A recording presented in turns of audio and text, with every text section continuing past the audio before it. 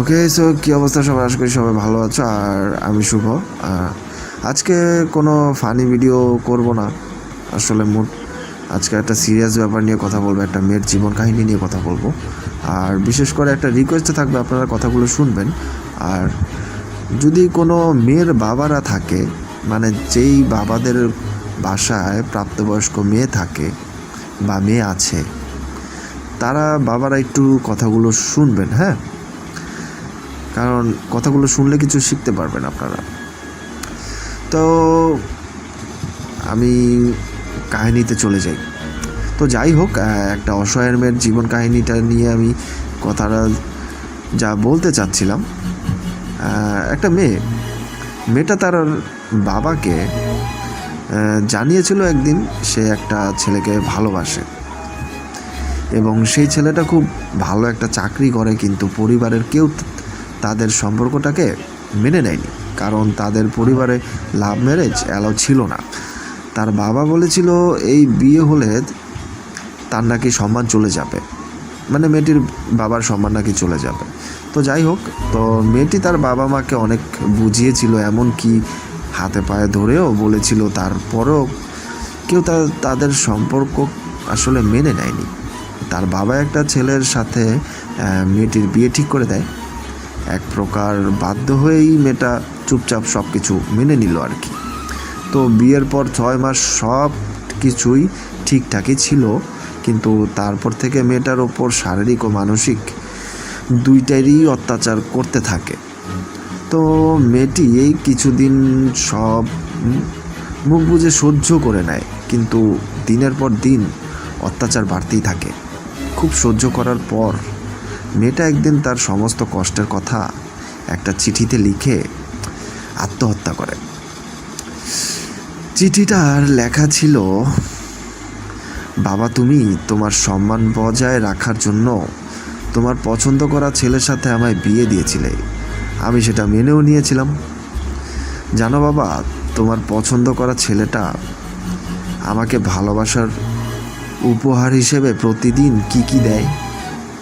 মারধর, অশান্তি, ঝামেলা, আর তার সাথে সাথে শারীরিক অত্যাচার, এসব তো আছেই। বাবা, তুমি হয়তো আমার ভালো চেয়েছিলে, তাই আমার ভালোবাসার মানুষকে আমার থেকে দূরে সরিয়ে তোমার পছন্দ করা ছেলের সাথে আমাকে জোর করে বিয়ে দিয়ে দিলে। কিন্তু বাবা, আমার কপালে তো এত ভালো সহ্য হলো না। আমি তোমাকে সব জানাতে চেয়েছিলাম, কিন্তু তুমি সহ্য করতে পারবে না এটা ভেবে কখনো জানানোর আসলে সাহস পাইনি। কিন্তু আজ আমার সব কষ্ট সহ্য করার বাঁধ ভেঙে গেছে, তাই বাধ্য হয়ে বলে ফেললাম। তুমি আমার জীবনে সব সময় সেরা জিনিসটাই দিতে চেয়েছো, কিন্তু আমার ভালো থাকার জিনিসটাই তুমি দিতে পারলে না। তাই তো আমি আজ বেঁচে থাকতে পারলাম না। তুমি যদি আমার ভালোবাসাটাকে দিতে, আজ আমি বেঁচে থাকতাম। তুমি এতটা ভালো আমার চেয়েছিলে যে কি বলবো, আমি এই দুনিয়া থেকেই চলে যাচ্ছি। খুব ভালো থেকো বাবা, আমি আর এত কষ্ট সহ্য করতে পারলাম না।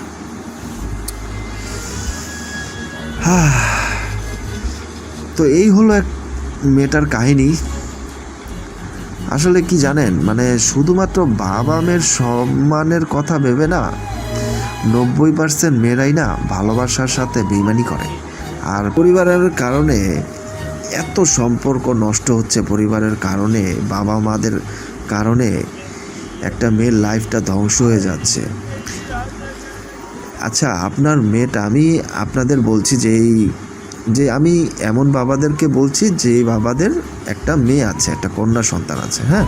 আচ্ছা, আপনার মেয়ে যদি একটা ছেলেকে ভালোবাসে, সে ছেলেটাকে যদি খুব চায় তার জীবনে পেতে, সারা জীবনের জন্য পেতে, সে ছেলেটার যদি খোঁজখবর আপনি নেন, আপনি যদি খোঁজখবরটা নেন, আর যদি মোটামুটি ছেলেটার ফ্যামিলি ভালো হয়, ছেলেটার স্বভাব চরিত্র যদি ভালো হয়, তাহলে